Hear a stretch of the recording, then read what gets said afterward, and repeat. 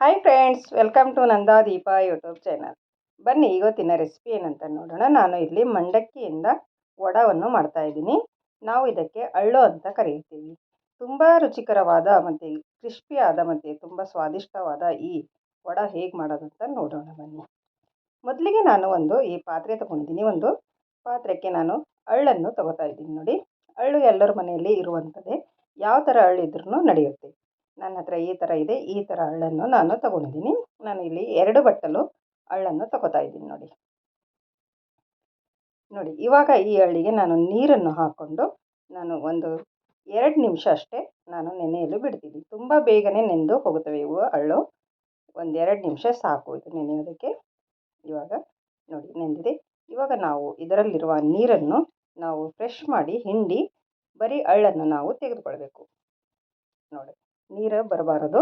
ಬರೀ ಅಳ್ಳನ್ನು ಫ್ರೆಶ್ ಮಾಡಿ ಹಿಂಡಿ ನಾವು ತೆಕ್ಕೊಳ್ಬೋದು. ಮತ್ತು ನಾನು ಇದನ್ನು 2 ನಿಮಿಷ ನೆನೆಯಲು ಸೈಡಲ್ಲಿ ಇಟ್ಕೊಳ್ಳೋಣ.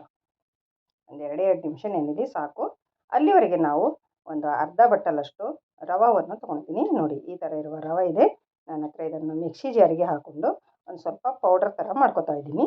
ಬಾರೀಕ್ ರವೆ ಆಗಬೇಕಿದು. ಸ್ವಲ್ಪ ದಪ್ಪ ದಪ್ಪ ಇದ್ದರೆ ಅಷ್ಟೊಂದು ಚೆನ್ನಾಗಿ ಬರೋದಿಲ್ಲ ವಡ. ಅದಕ್ಕೆ ನಾನು ಸ್ವಲ್ಪ ಮಿಕ್ಸಿ ಮಾಡ್ಕೊಳ್ತೀನಿ. ನೋಡಿ, ನಿಮ್ಮ ಹತ್ರ ಬಾರೀಕ್ ರವೆ ಇದ್ದರೆ ನೀವು ಬಾರೀಕ್ ರವೆ ತೊಗೊಳ್ಬೋದು. ಇವಾಗ ಪಾತ್ರೆಗೆ ಈ ಮಿಕ್ಸಿ ಮಾಡಿದ ರವೆಯನ್ನು ಹಾಕೋತಾ ಇದ್ದೀನಿ. ನೋಡಿ, ಮತ್ತು ಅದೇ ಮಿಕ್ಸಿ ಜಾರಿಗೆ ನಾವು ಅಳ್ಳನ್ನು ನೆನೆಸಿಟ್ಟಿಕೊಂಡಿದ್ದೀವಲ್ಲ, ಆ ಅಳ್ಳನ್ನು ಕೂಡ ನಾವು ಈ ಮಿಕ್ಸಿ ಜಾರಿಗೆ ಹಾಕೊಳ್ಳೋಣ. ನೋಡಿ ಫ್ರೆಂಡ್ಸ್, ಅಳ್ಳು ಹಾಕಿದ ಮೇಲೆ ನಾನು ಇದಕ್ಕೆ ಅರ್ಧ ಬಟ್ಟಲಷ್ಟು ಮೊಸರನ್ನು ಹಾಕೋತಾ ಇದ್ದೀನಿ. ಮೊಸರು ಹಾಕ್ಕೊಂಡಿದ ಮೇಲೆ ಅದೇ ಬಟ್ಟಲಿಗೆ ಸ್ವಲ್ಪ ನೀರನ್ನು ಹಾಕಿ ಇದಕ್ಕೆ ಹಾಕ್ಕೊಂಡು ನುಣ್ಣಗೆ ರುಬ್ಕೊಂಡು ಬರ್ತಾಯಿದ್ದೀನಿ. ನೋಡಿ, ಈ ಥರ ಪೇಸ್ಟ್ ಮಾಡ್ಕೊಳ್ಬೇಕು. ಈ ಅಳ್ಳಿಗೆ ಮಂಡಕ್ಕಿಯನ್ನು ಈ ಥರ ಪೇಸ್ಟ್ ಮಾಡ್ಕೊಂಡು ಈ ರವಾದಲ್ಲಿ ನಾವು ಇದನ್ನು ಹಾಕ್ಕೊಳ್ಬೇಕಾಗುತ್ತೆ. ನೋಡಿ, ಅಳ್ಳಿನ ಪೇಸ್ಟನ್ನು ರವಾದಲ್ಲಿ ಹಾಕಿ ನಾವು ಒಂದ್ಸರಿ ಚೆನ್ನಾಗಿ ಮಿಕ್ಸ್ ಮಾಡ್ಕೊಳ್ಳೋಣ. ನೋಡಿ ಫ್ರೆಂಡ್ಸ್, ಈ ಥರ ಸ್ವಲ್ಪ ನಾವು ಚೆನ್ನಾಗಿ ಮಿಕ್ಸ್ ಮಾಡ್ಕೊಳ್ಬೇಕು. ಸ್ವಲ್ಪ ಗಟ್ಟಿ ಅನಿಸಿದರೆ ನಾವು ಸ್ವಲ್ಪ ನೀರನ್ನು ಹಾಕ್ಕೊಂಡು ಅದೇ ಮಿಕ್ಸಿ ಜಾರಿಗೆ ಹಾಕಿ ಸ್ವಲ್ಪ ನೀರು ಹಾಕ್ಕೊಂಡು ನಾವು ಚೆನ್ನಾಗಿ ಒಂದ್ಸರಿ ಮಿಕ್ಸ್ ಮಾಡಿಕೊಂಡು ನಾವು ಇವಾಗ ಇದನ್ನು 10 ನಿಮಿಷ ನಾವು ನೆನೆಯಲು ಬಿಟ್ಬಿಡೋಣ. ರವೆ ಎಲ್ಲ ಇರುತ್ತಲ್ವ, ಅದು ಚೆನ್ನಾಗಿ ನೆನಿಬೇಕು. ಅದಕ್ಕೋಸ್ಕರ ನಾವು 10 ನಿಮಿಷ ನೆನೆಯೋದಕ್ಕೆ ಬಿಟ್ಬಿಡೋಣ. ನೋಡಿ, 10 ನಿಮಿಷ ಆದಮೇಲೆ ತೆಗೆದು ನೋಡಿ, ತುಂಬಾ ಸಾಫ್ಟಾಗಿ ರವೆ ಎಲ್ಲ ಫುಲ್ ನೆಂದು ಹೋಗುತ್ತೆ. ನೋಡಿ ಎಷ್ಟು ಚೆನ್ನಾಗಾಗಿದೆ ಅಂತ. ಸ್ಮೂತ್ ಕೂಡ ಆಗಿದೆ, ತುಂಬಾ ಚೆನ್ನಾಗಿ ನೆಂದಿದೆ. ಇವಾಗ ಈರುಳ್ಳಿಯನ್ನು ಬಾರಿ ಕಟ್ ಮಾಡಿಕೊಂಡು ಹಾಕ್ಕೊಳ್ಬೇಕು. ಮತ್ತು 3ರಿಂದ 4 ಹಸಿಮೆಣಸಿನ್ಕಾಯನ್ನು ಹಾಕೋತಾ ಇದ್ದೀನಿ. ಮತ್ತು ಸ್ವಲ್ಪ ಕರಿಬೇವಿನ ಸೊಪ್ಪನ್ನು ಕೂಡ ಹಾಕೋತಾ ಇದ್ದೀನಿ. ನೋಡಿ, ಸ್ವಲ್ಪ ಜೀರಿಗೆ ಹಾಕೊಂಡಿದ್ದೀನಿ. ಮತ್ತು ರುಚಿಗೆ ತಕ್ಕಷ್ಟು ಉಪ್ಪನ್ನು ಸೇರಿಸ್ತಾ ಇದ್ದೀನಿ. ಮತ್ತು ಸ್ವಲ್ಪ ಬೇಕಿಂಗ್ ಸೋಡಾವನ್ನು ಹಾಕೋತಾ ಇದ್ದೀನಿ. ನೋಡಿ, ಅಡುಗೆ ಸೋಡಾ ಅಂತಾರಲ್ಲ, ಅದನ್ನು ಸ್ವಲ್ಪ ಚಿಟಿಕೆ ಹಾಕ್ಕೊಂಡು ಚೆನ್ನಾಗಿ ಒಂದ್ಸರಿ ಮಿಕ್ಸ್ ಮಾಡ್ಕೊಳ್ಳಿ. ಕೈಯಿಂದ ಸ್ವಲ್ಪ ಚೆನ್ನಾಗಿ ಮಿಕ್ಸ್ ಮಾಡಿ. ನೋಡಿ, ಸ್ವಲ್ಪ ಲೂಸ್ ಅನಿಸಿದರೆ ನಾವು ಇನ್ನೊಂದು ಸ್ವಲ್ಪ ಅಕ್ಕಿ ಹಿಟ್ಟನ್ನು ಕೂಡ ಇದರಲ್ಲಿ ನಾವು ಹಾಕ್ಕೊಳ್ಬೋದು. ಸ್ವಲ್ಪ ಗಟ್ಟಿನೇ ಇರಬೇಕು ಅದು ಹಿಟ್ಟು.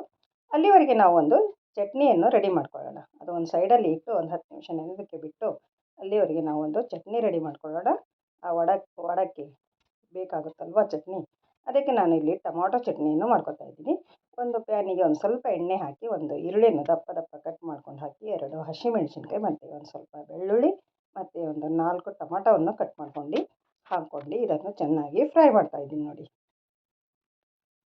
ನೋಡಿ ಫ್ರೆಂಡ್ಸ್, ಇವಾಗ ನಾವು ಇದೊಂದು 4ರಿಂದ 5 ನಿಮಿಷ ನಾವು ಚೆನ್ನಾಗಿ ಫ್ರೈ ಮಾಡ್ಕೊಳ್ಬೇಕು.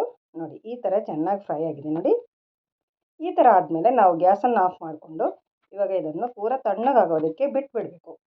ನೋಡಿ, ಫುಲ್ ತಣ್ಣಗಾಗೋದಕ್ಕೆ ಬಿಟ್ಬಿಡೋಣ. ಫುಲ್ ತಣ್ಣಗಾದಮೇಲೆ ನಾವು ಮಿಕ್ಸಿ ಜಾರಿಗೆ ಹಾಕ್ಕೊಂಡು ಇದನ್ನು ಮಿಕ್ಸಿ ಮಾಡ್ಕೊಳ್ಬೇಕಾಗುತ್ತೆ. ನೋಡಿ, ಇವಾಗ ಇದು ಫುಲ್ ತಣ್ಣಗಾಗಿದೆ. ಇವಾಗ ನಾನು ಮಿಕ್ಸಿ ಜಾರಿಗೆ ಹಾಕೋತಾ ಇದ್ದೀನಿ. ನೋಡಿ ಫ್ರೆಂಡ್ಸ್, ಇವಾಗ ಇದಕ್ಕೆ ಸ್ವಲ್ಪ ನಾನು ರುಚಿಗೆ ತಕ್ಕಷ್ಟು ಉಪ್ಪು ಮತ್ತು ಸ್ವಲ್ಪ ಅಚ್ಚಕಾರದ ಪುಡಿ ಮತ್ತು ಸ್ವಲ್ಪ ಜೀರಿಗೆಯನ್ನು ಹಾಕೋತಾ ಇದ್ದೀನಿ. ಹಾಕ್ಕೊಂಡು ನಾವು ಇದನ್ನು ನುಣ್ಣಗೆ ರುಬ್ಕೊಂಡು ಬರೋಣ. ನೋಡಿ, ಇದಕ್ಕೆ ನೀರು ಹಾಕುವ ಅವಶ್ಯಕತೆ ಇಲ್ಲ. ಟೊಮಾಟೊ ಇರುತ್ತಲ್ವ, ಅದಕ್ಕೋಸ್ಕರ ಇದು ತಾನಾಗೆ ಪೇಸ್ಟ್ ಆಗುತ್ತೆ. ನೋಡಿ, ಈ ಥರ ಆಗಿದೆ. ನೋಡಿ, ನುಣ್ಣಗೆ ಪೇಸ್ಟ್ ಆಗಿದೆ. ಇವಾಗ ನಾವು ಬೌಲಿಗೆ ಇದನ್ನು ತೆಗೆದುಕೊಳ್ಳೋಣ. ನೋಡಿ, ಇವಾಗ ಇದು ಚಟ್ನಿ ರೆಡಿಯಾಗಿದೆ. ನೋಡಿ, ಎಷ್ಟು ಚೆನ್ನಾಗಿ ಬಂದಿದೆ ಅಂತ. ಕಲರ್ ಕೂಡ ಎಷ್ಟು ಚೆನ್ನಾಗಿ ಕಾಣಿಸ್ತಾ ಇದೆ.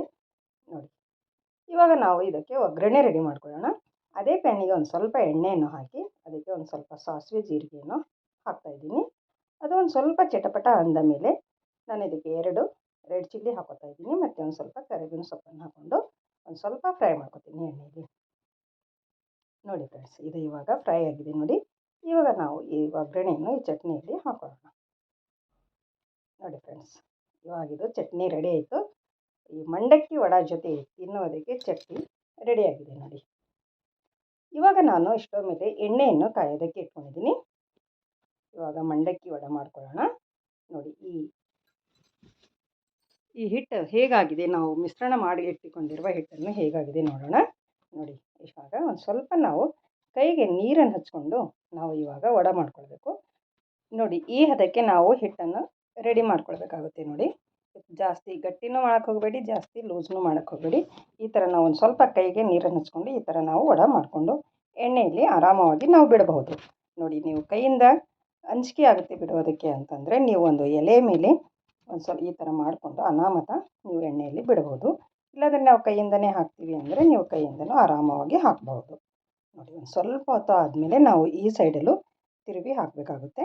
ನೋಡಿ, ಎರಡು ಸೈಡಲ್ಲಿ ನಾವು ಫ್ರೈ ಮಾಡ್ಕೊಳ್ಬೇಕು. ಒಂದು ಸ್ವಲ್ಪ ಕಲರ್ ಗೋಲ್ಡನ್ ಬರೋವರೆಗೂ ನಾವು ಚೆನ್ನಾಗಿ ಫ್ರೈ ಮಾಡ್ಕೊಳ್ಬೇಕಾಗುತ್ತೆ. ನೋಡಿ, ಮೀಡಿಯಮ್ ಫ್ಲೇಮಲ್ಲಿ ಇಟ್ಕೊಂಡು ನಾವು ಇದನ್ನು ಫ್ರೈ ಮಾಡ್ಕೊಳ್ಳೋಣ.